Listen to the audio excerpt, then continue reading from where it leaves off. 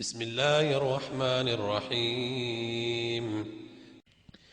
قل أوحي إلي أنه استمع نفر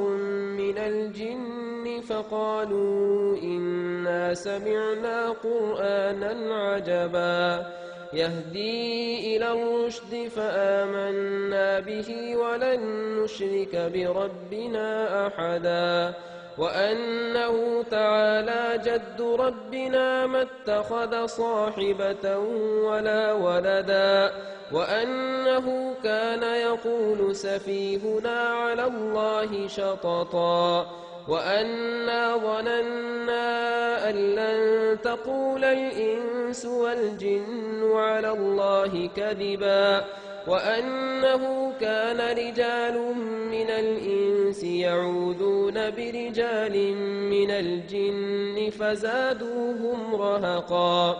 وأنهم ظنوا كما ظننتم أن لن يبعث الله أحدا وأنا لمسنا السماء فوجدناها ملئت حرسا شديدا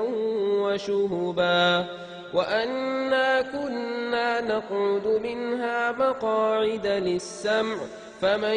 يستمع الآن يجد له شهابا رصدا وأنا لا ندري أشر أريد بمن في الأرض أم أراد بهم ربهم رشدا وأنا منا الصالحون ومنا دون ذلك كنا طرائق قددا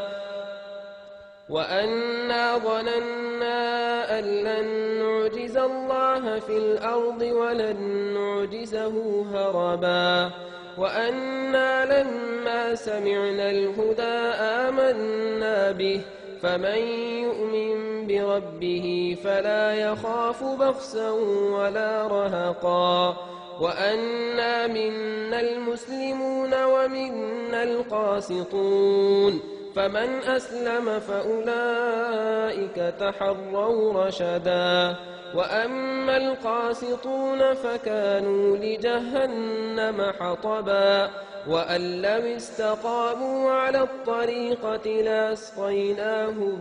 ماء غدقا لنفتنهم فيه ومن يعرض عن ذكر ربه يسلكه عذابا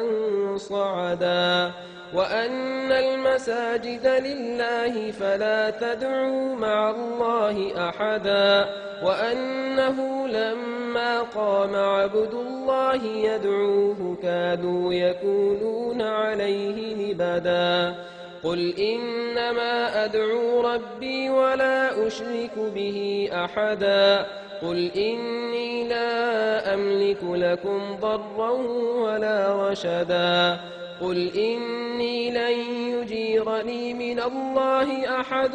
ولن أجد من دونه ملتحدا إلا بلاغا من الله ورسالاته ومن يعص الله ورسوله فإن له نار جهنم خالدين فيها أبدا حتى